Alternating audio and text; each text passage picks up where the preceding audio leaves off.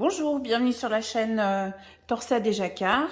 Je vous présente aujourd'hui dans ce tuto les 5 points que vous devez absolument connaître pour débuter le crochet. C'est-à-dire la maille chaînette, la maille serrée, la demi-bride, la bride et la maille coulée. Alors, pour vous montrer ces points, je vais utiliser ce fil qui est un fil 100% coton de la gamme Wool Addict de Langyarn, qui est vraiment idéal. Moi, je vous le recommande vraiment pour le crochet. Bon, au-delà du fait qu'il y a des couleurs magnifiques, c'est l'intérêt de ce fil, c'est qu'il va très peu se dédoubler. Et c'est vrai qu'au début, quand on crochette du coton et qu'on n'a pas trop l'habitude, on est souvent embêté parce que le fil se dédouble. Là, on a une petite chaînette, du coup, ça va être très confortable pour débuter le crochet. Alors, ce fil se crochette en 4,5, 5. Donc là, j'ai pris un crochet d'un numéro 4,5. Alors, très souvent, vous allez démarrer vos travaux au crochet par la maille chaînette. Et pour démarrer la maille chaînette, vous allez commencer par un nœud coulant. Donc, pour faire un nœud coulant, vous faites une boucle avec votre fil. Je recommence, vous prenez votre fil avec votre pelote à droite, vous faites tout simplement une boucle et vous passez par-dessus le début du fil, vous passez votre crochet en dessous, vous ressortez une boucle et il suffit de tirer. Hop, et voilà. Je recommence en plus petit. Donc, vous faites une petite boucle, vous passez le crochet en dessous, vous ramenez une boucle. Voilà, vous voyez comme ça. Et ensuite, vous soulevez un petit peu, il suffit de tout tirer. Voilà, votre première maille coulée. Vous pouvez aussi la faire comme ça, tout simplement. Vous tournez autour de votre doigt. Vous allez ramener votre boucle et vous tirez sur les deux fils. Voilà, donc ça c'est là le démarrage du crochet. Ensuite, pour faire la maille en l'air, vous allez prendre... Ce qu'il faut, c'est tenir votre crochet dans la main droite et c'est la main droite qui va travailler. Et vous allez maintenir avec votre main de gauche. Vous allez essayer, moi je fais comme ça, c'est-à-dire que je passe le fil entre mes deux doigts là, et de façon à pouvoir en dessous attraper le travail. C'est-à-dire que votre main gauche, elle va tenir votre travail et la main droite, elle ne tient que le crochet. Donc, pour faire une maille en l'air, je passe mon crochet en dessous. Il ne faut pas aller le chercher par-dessus, mais il faut passer devant, en dessous. Donc, on tire un tout petit peu vers le bas. On a la boucle, la première boucle du crochet et le jeté qu'on vient de faire avec le fil de la pelote. Et ensuite, je tiens bien mon crochet avec la tête vers le bas. Je tire un tout petit peu vers le bas avec ma main gauche et je ramène la boucle à travers la première maille. Et ensuite, on enchaîne et on essaye de garder tout le temps vos mailles dans le même sens, de pas les tordre. Donc, avec ma main droite, c'est ma main droite qui va chercher dessous. Je maintiens le fil avec ma main gauche et une petite tension vers le bas et je ramène. Je recommence. Je vais avec mon crochet et ma main droite, je vais chercher. Je fais un jeté sur mon crochet. Vous voyez, le fil va se coincer dans dans l'encoche du crochet. Je lui laisse bien la tête vers le bas et il suffit de glisser. Je passe en dessous. Voilà. Ce qui est bien, c'est de garder vos deux mains proches. Si vous êtes comme ça, c'est beaucoup plus difficile de contrôler ce que vous faites. Donc, essayez d'avoir les deux mains les plus proches possible pour être tout le temps en contact avec ce que vous êtes en train de faire. Donc, je passe en dessous. Je fais un jeté. Je maintiens, je tire avec ma main gauche un tout petit peu vers le bas, juste pour avoir la place de passer mon crochet. Et j'enchaîne. Bien passer par en dessous, la tête du crochet vers le bas et je ressors. Ce qui est important, c'est d'avoir des boucles les plus régulières possibles. Si vous êtes là, si vous démarrez avec la boucle trop grande et que vous faites votre jeté, voilà, vous allez avoir quelque chose de très, très irrégulier. Donc, ce qu'il faut, c'est bien... Il ne faut pas serrer, mais avoir quelque chose de souple, juste de façon à avoir la boucle posée sur le crochet. Vous pouvez faire ce que je fais aussi, c'est avec le doigt, vous bloquez votre petite boucle, comme ça vous pouvez aller chercher votre fil. Prenez le temps de revenir avec la main gauche et de passer tout doucement. Voilà, donc ça c'est ce qu'on appelle la maille chaînette, ou moi c'est vrai que je dis souvent la maille en l'air. Et c'est souvent la base.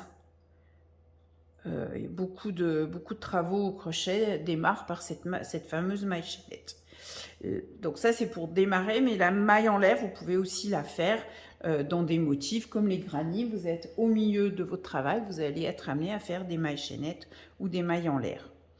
Donc comment les compter ensuite? Quand on vous dit de faire par exemple X mailles chaînettes, vous comptez la maille du départ et là, on va les compter ensemble. J'en ai 1, 2, 3, 4, 5, 6, 7, 8, 9, 10, 11, 12.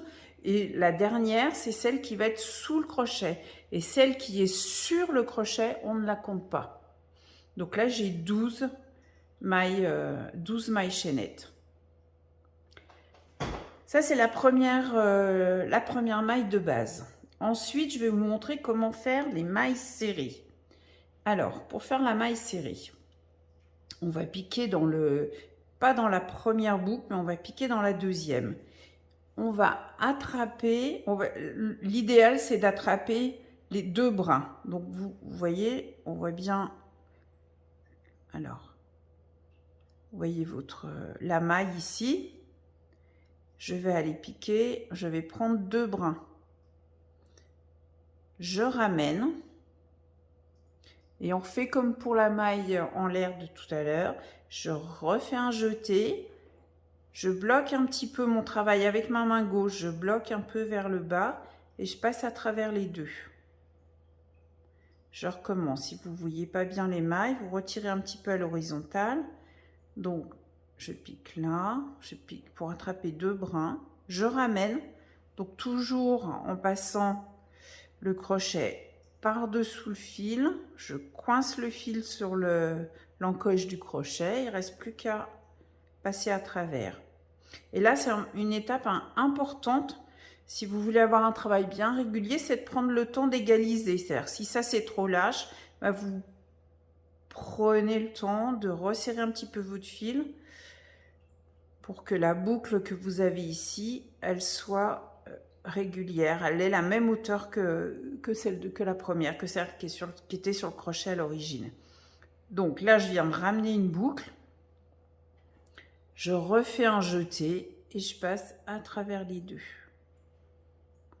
Je continue, je pique, je ramène le fil, j'égalise, je refais un jeté que je passe à travers les deux.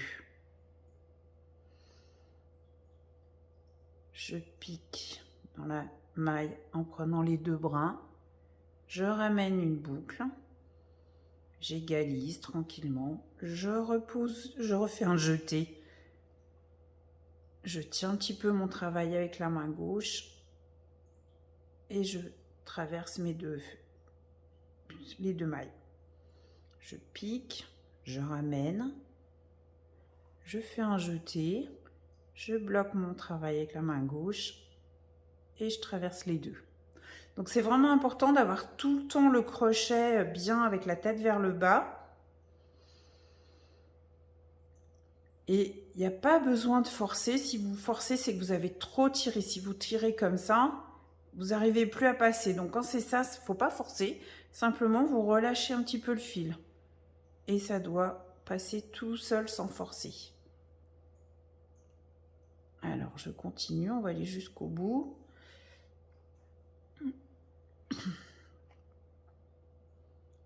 Je pique pour avoir deux brins. Je ramène une boucle, un jeté à travers les deux boucles. Je pique, je ramène, je fais un jeté et je passe à travers les deux. Je pique, je ramène, je fais un jeté. Et pour passer à travers les deux, ce qui aide beaucoup, c'est une fois que vous avez bloqué avec votre index, moi je le fais avec l'index et le pouce, avec votre main gauche, vous tirez un petit peu vers le bas et vous mettez une petite tension avec votre crochet en haut. Comme ça, vos deux boucles qui sont posées sur le crochet, elles sont un petit peu tendues. Comme ça, il n'y a rien à faire pour traverser. Donc, les deux dernières.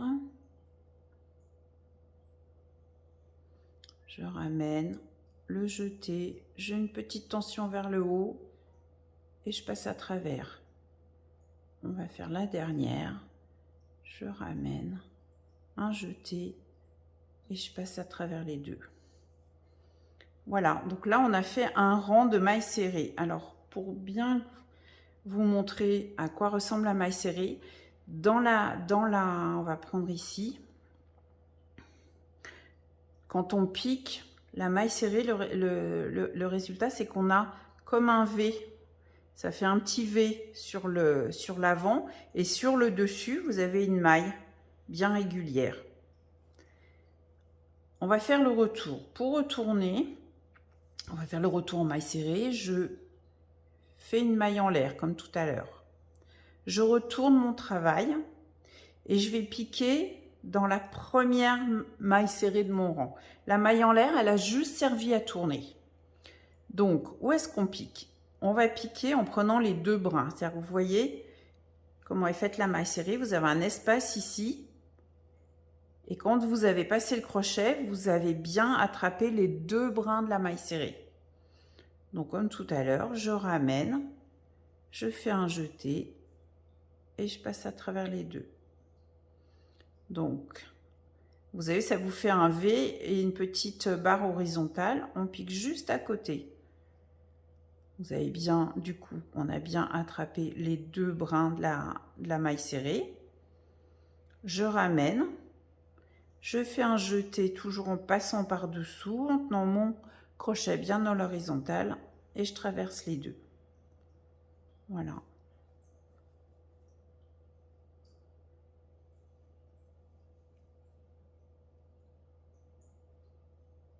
Là, pour aller attraper le fil derrière, c'est toujours en dessous, pas en dessous. N'attrapez pas comme ça, mais par-dessous, comme ça le fil va tout de suite se bloquer dans le creux de votre crochet. Je ramène, j'égalise un petit peu et à travers les deux. Hop.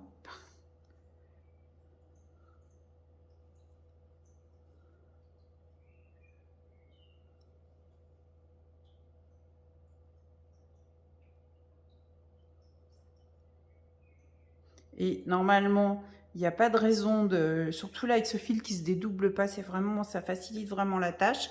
Il n'y a pas besoin de forcer, le trou existe, hein. Donc pour passer le crochet, hop, un jeté, je ramène à travers les deux. Voilà, et on va bien, du coup, pour avoir un travail, pour que notre échantillon il soit droit, on va bien aller sur la dernière, vous voyez, il nous en reste une, il reste une boucle à la fin. Donc je pique bien dans ma dernière maille serrée.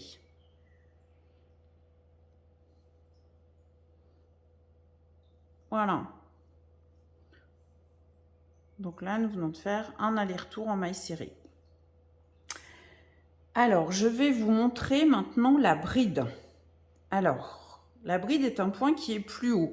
Donc, pour démarrer, cette fois-ci, tout à l'heure pour la maille serrée, on a démarré par une maille en l'air.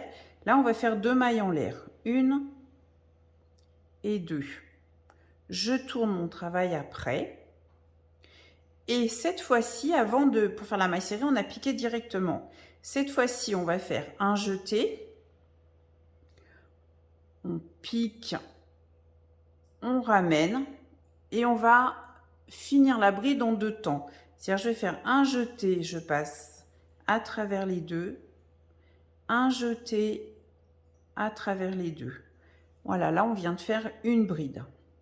Je recommence. je fais un jeté sur le crochet. Je passe dans la maille du rond d'en dessous en prenant bien les deux brins. Je ramène une boucle et là c'est important d'égaliser, d'avoir quelque chose le plus régulier possible. Cette étape elle est importante pour que vous ayez un crochet bien régulier.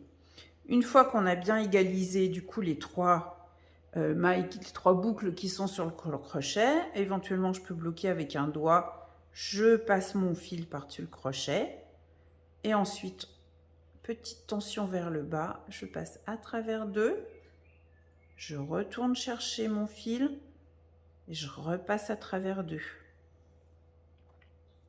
Donc je recommence, un jeté, je pique dans la maille du rond d'en dessous, je ramène une boucle, un jeté, à travers deux, un jeté, à travers deux. Donc vous voyez, la bride fait un point qui est du coup beaucoup plus haut que nos petites mailles serrées. Là, on est beaucoup plus haut en hauteur. Donc, un jeté, je pique, je ramène, à travers deux, un jeté, à travers deux mailles. Donc, un jeté, je pique, je ramène une boucle, j'égalise, je fais un jeté à travers deux, un jeté, et là c'est pareil, toute petite mais vraiment très légère tension vers le haut, et ça passe tout seul.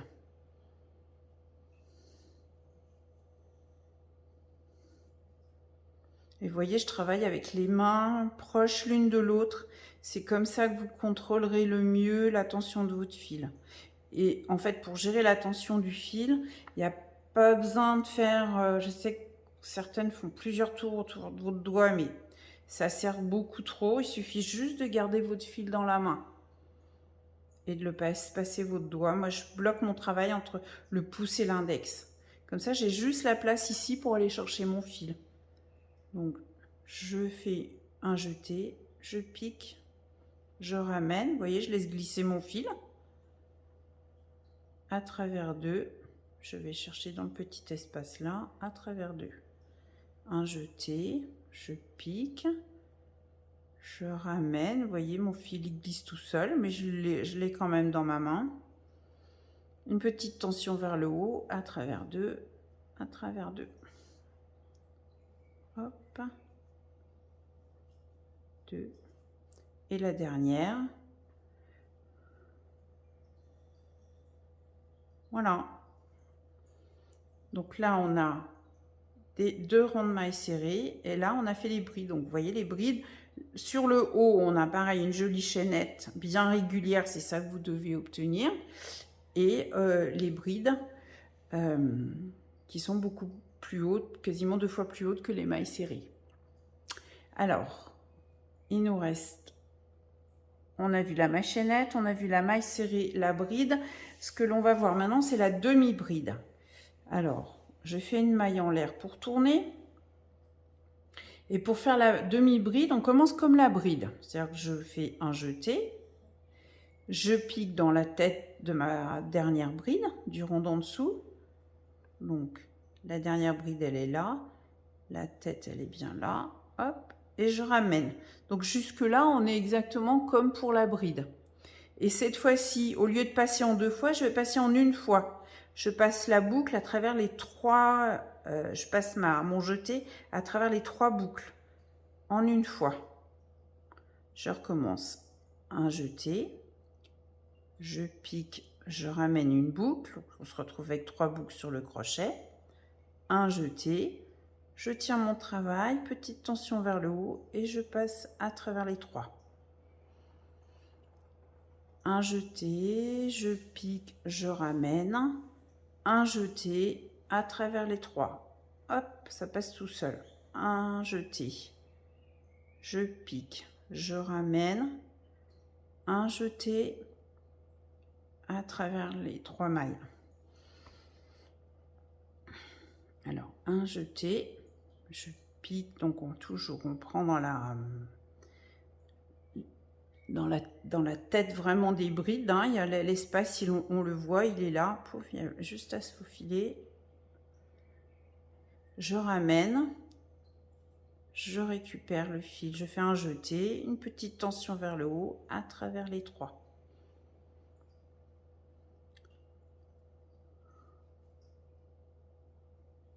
Et en fait, le fait de faire la petite tension vers le haut, si vous êtes là et que...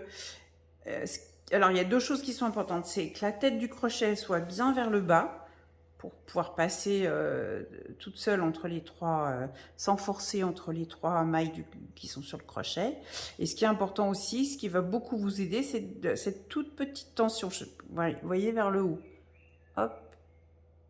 Et comme ça, ça passe tout seul. Donc ça, c'est la demi-bride.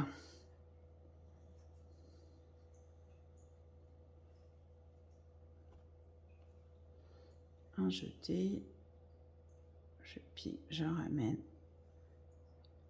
hop, et dans ma dernière bride, on voit bien le haut de la dernière bride qui restait du rang précédent. Je fais un jeté, je pique, je ramène, et j'ai terminé ma dernière demi-bride. Alors, ce qui nous reste à voir maintenant, c'est le dernier point qui est aussi très important, qui est souvent utilisé alors, dans plein de motifs, dans des granits ou quand vous avez à faire des diminutions, c'est ce qu'on appelle la maille coulée. Alors, la maille coulée, en fait, c'est le moins de mouvement possible, en fait. C'est-à-dire qu'on va piquer, on va ramener et tout de suite, on passe dans la boucle qu'il y a sur le crochet. Je pique. Je ramène et tout de suite je passe. Ça permet en fait de se déplacer dans votre travail sans prendre de hauteur. Vous voyez, ça reste plaqué au rang précédent. Donc je pique, je ramène et tout de suite dans la maille qui est sur le crochet. Je pique, un jeté et tout de suite. Voilà, ça c'est la maille coulée. Elle est utilisée dans plein de situations. Voilà. Donc en fait,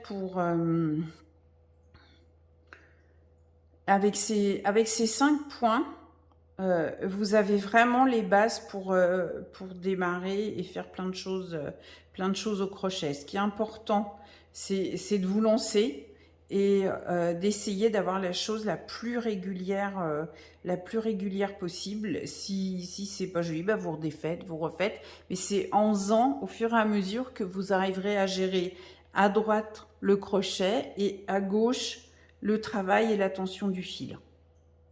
J'espère que ce tuto va vous aider à démarrer le crochet. Si ça vous a plu, je vous invite à me laisser un petit commentaire, un like et n'hésitez pas à vous abonner sur la chaîne Torsade et Jacquard pour pouvoir suivre les prochains tutos. À bientôt, bon crochet!